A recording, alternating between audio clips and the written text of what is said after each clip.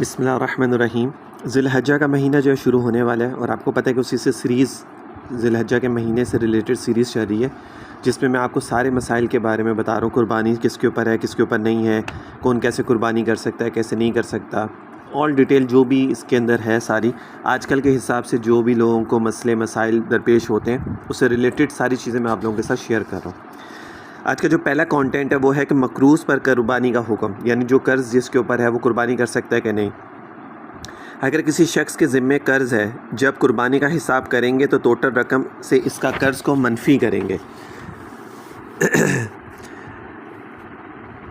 قرض نکالنے کے بعد اگر اس کے پاس 52.5 تولہ چاندی کی ملکیت بچتی ہو تو اس پر قربانی واجب ہوگی، لیکن اگر قرض نکالنے کے بعد اس کی ملکیت میں 52.5 چاندی کی ملکیت نہ بچتی ہو اس پر قربانی نہیں ہوگی۔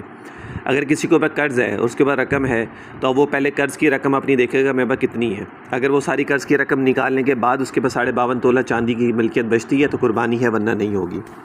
اگر کسی شخص پر اتنا قرض ہے کہ اس پر قربانی واجب نہیں ہے تو ایسے مقروض کو چاہیے کہ جلد از جلد قرض کی ادائیگی کا اہتمام کرے، لیکن اگر یہ شخص قرض کی ادائیگی کا فکر اور اہتمام کے ساتھ قربانی کرتا ہے تو اس کی قربانی ہو جائے گی۔ قرض ہونے کے باوجود بھی اگر اس کے بعد کوئی پیسے آ گئے اور وہ قرض نہیں اتارتا لیکن وہ قربانی کرتا ہے تو اس کی قربانی ہو جائے گی۔ قرض لے کر، دوسرا کانٹینٹ ہے کہ قرض لے کر قربانی کرنا جائز ہے کہ نہیں۔ اب کسی کے پاس پیسے ہی نہیں ہے، وہ صاحب نصاب ہی نہیں، لیکن اس کا شوق ہے مجھے قربانی کرنی ہے، اب وہ کہتا ہے یار چلو میں تھوڑے سے پیسے کسی قرض لے لیتا ہوں تو پھر بعد میں اس کو ایسا ایسا کر کے اتار دوں گا، قربانی ہو جائے گی، تو ایسے شخص کی قربانی جو ہے وہ جائز ہے۔ اچھا، گھر کے ہر فرد کا الگ الگ حساب ہوگا، یہ تھرڈ کانٹینٹ ہے۔ قربانی کے لیے گھر کے ہر فرد کا الگ حساب ہوگا، شوہر کا الگ حساب ہوگا، بیوی کا الگ، والد کا الگ اور بالغ اولاد کا الگ، اسی طرح سب بھائیوں کا الگ حساب ہوگا۔ ایسا نہیں ہے کہ گھر کا سربراہ یا کوئی ایک فرد قربانی کر دے تو باقیوں کی طرف سے بھی ہو جائے گی۔ قربانی اس شخص نے کرنی ہے جس پر واجب ہو، صرف سربراہ ہونے سے قربانی واجب نہیں ہوتی۔ مثال کے طور پر اگر عورت پر قربانی واجب ہے تو وہ اپنی طرف سے قربانی کرے گی، وہ پیار اور محبت میں شوہر کی بھی اس قربانی کے اندر شامل نہیں کر سکتی وہ، ٹھیک ہے نا۔ ہاں، اگر اس کے پاس پیسے اور ہیں تو وہ الگ سے قربانی کر سکتی ہے، اپنے شوہر کے لیے یا بچوں کے لیے یا وٹ ایور جس کے لیے بھی کرنا چاہے وہ کر سکتی ہے، مگر ایک ہی قربانی میں اور لوگ شامل نہیں ہو سکتے۔ اگر باپ دکان کا مالک ہے، سارے اختیارات باپ کے پاس ہیں، بیٹے صرف دکان چلاتے ہیں، دکان کی کمائی بھی باپ کے پاس آتی ہے، گھر کا خرچہ بھی باپ چلاتا ہے، تو اس دکان کی وجہ سے بیٹوں پر قربانی نہیں ہوگی۔ ہاں، البتہ اگر کوئی بیٹا جیب خرچ تھوڑے تھوڑے جمع کرتا رہا یا کسی اور ذریعے سے اس نے نصاب کے برابر نصاب یا نصاب سے زیادہ رقم جمع کر لی تو اس پر اپنی قربانی بھی واجب ہوگی۔ ایسا نہیں ہو سکتا کہ باپ جو ہے وہ سارا خرچہ چلاتا ہے تو وہ ایک قربانی کرے اور اس کے اندر سب کو شامل کر لے، یا بیٹے کہیں جی باپ چلاتا ہے تو وہ خود ہی کرے گا قربانی، ہمارے اس پہ ذمہ یہ وہ نہیں ہے۔ تو اگر صاحب نصاب بیٹے الگ سے بنتے ہیں تو وہ قربانی کریں گے، اور اگر نہیں بنتے تو ان کے اوپر قربانی نہیں ہے، باپ جو کرے گا اس کی اپنی قربانی ہوگی۔ اچھا، اگلا کانٹینٹ ہے کہ مشترکہ کاروبار کا مسئلہ، یعنی جو جوائنٹ بزنس ہوتا ہے اس کے بارے میں۔ اگر کئی بھائی مل کر کام کر رہے ہیں، یعنی ایک بھائی نے 1 لاکھ ملایا، دوسرے نے 2 لاکھ، تیسرے نے 3 لاکھ، یوں سب مل کر کاروبار کر رہے ہوں تو اس صورت میں دیکھیں گے کہ اگر ایک کا کتنا حصہ ہے، جس بھائی کا اتنا حصہ ہو کہ قربانی کے نصاب کو پہنچے تو اس پر قربانی واجب ہے، اور جس کا اتنا حصہ ہو کہ قربانی کے نصاب کو نہ پہنچے تو اس پر قربانی واجب نہیں ہے۔ جوائنٹ بزنس ہے لیکن جس کا نصاب قربانی تک پہنچ رہا ہے اس کے پر قربانی ہے، اور جس کا نہیں پہنچا اس کے پر قربانی نہیں ہے۔ اچھا، منت کی قربانی، اگر کسی نے منت مانی ہے کسی بھی چیز کے لیے اور قربانی کے لیے تو اس کا کیا حکم ہے؟ اگر کسی شخص نے منت مانی کہ میرا فلاں کام ہو گیا تو میں قربانی کروں گا، تو جب وہ کام ہو جائے تو منت پوری کرنا لازم ہوگی، اور اگر قربانی کرنا واجب ہو گئی تو منت کی قربانی کا گوشت صدقہ کرنا ضروری ہے، خود نہیں کھا سکتے، نہ ہی کسی مالدار کو کھلا سکتے ہیں۔ یہ بڑا ضروری چیز ہے، ایک امپورٹنٹ چیز ہے، شاید لوگوں کو اس کو پتہ نہ ہو کہ اگر کوئی منت کی قربانی کرتا ہے تو اس کا گوشت خود نہیں کھا سکتے، نہ کسی مالدار کو کھلا سکتے ہیں، وہ آپ صدقہ کریں گے، غریبوں میں مساکین کے اندر جو ہے اس کو تقسیم کریں گے۔ قربانی کا گوشت آپ بھی کھا سکتے ہیں، چاہے وہ کسی کو دے نہ دے، سارا بھی خود کھا سکتے ہیں، ٹھیک ہے نا، لیکن منت کی جو قربانی ہوگی اس کا ایسا نہیں ہے۔ اچھا، نفلی قربانی، ایک تو ہونا واجب قربانی، ایک ہے نفلی قربانی۔ جو شخص نصاب کا مالک نہ ہو اس کے لیے قربانی کرنا مستحب اور نفل ہے، یعنی اگر کر لے تو ثواب ہے، نہ کرے تو گناہ نہیں ہے۔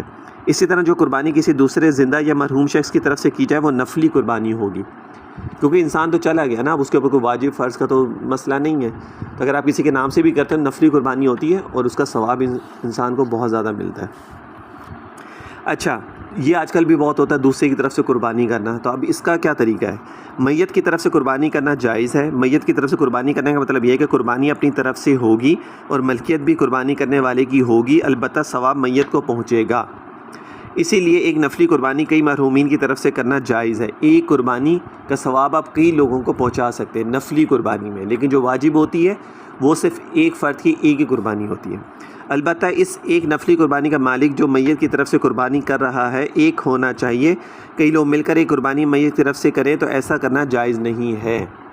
یعنی اگر بالفرض گھر کا اگر کوئی بڑا چلا گیا، باپ دادا کوئی چلے گئے، اب ان کی اولاد ہے تو وہ اگر اپنے باپ کی قربانی کرنا چاہ رہا ہے تو وہ اکیلا کرے گا قربانی. اپنی طرف سے کوئی حصہ دار ہے گائے میں یا اونٹ میں یا بکرا کرنا چاہ رہا ہے تو وہ اکیلا کرے گا. اب یہ نہیں ہے کہ اگر 20,000 روپے یا 25,000 روپے گائے کا ایک حصہ ہے تو اس کے اندر 4 لوگ مل کے 5,000 روپے ڈال کے تو وہ قربانی کر رہے ہیں ایک حصہ کہ ہم اپنے مرحومین کو اس کا ثواب پہنچائیں گے. یہ جائز نہیں ہے. اچھا، میت نے قربانی کی وصیت کی ہو، یہ اگلا کانٹینٹ ہے کہ اگر کوئی شخص جو ہے اس نے عید آ رہی تھی اور اس کی طبیعت ایسی تھی کہ اس کو لگ رہا تھا کہ میں نہیں بچوں گا، اس نے وصیت کی ہوئی تھی. اگر کسی نے قربانی کرنے کی وصیت کی ہو تو یہ قربانی اس مرحوم کی طرف سے ہوگی. یہ قربانی اگر اسی میت کے ترکہ تہائی مال سے کی جائے تو اس قربانی کا گوشت خود کھایا یا مالدار کو کھلانا جائز نہیں ہوگا. اگر کسی نے مرنے سے پہلے وصیت کی ہو تو اسی کے مال سے وصیت کی جائے گی اور وہ اسی کا ثواب اس کو ملے گا جو میت والا ہے. لیکن اس کا جو کھانا ہے وہ گھر والے نہیں کھائیں گے، نہ کوئی مالدار کھائے گا جیسا منت کی قربانی میں تھا، بلکہ غریبوں میں تقسیم کر دیا جائے. لیکن اگر مرحوم نے وصیت نہ کی ہو یا وصیت کی ہو مگر اس کے ترکے میں کچھ نہ ہو، بلکہ کوئی وارث اپنی مرضی سے اپنی مال سے میت کی ایصال ثواب کے لیے اس کی طرف سے قربانی کرے تو اس قربانی کا گوشت خود بھی کھا سکتے ہیں اور جسے چاہے کھلا سکتے ہیں.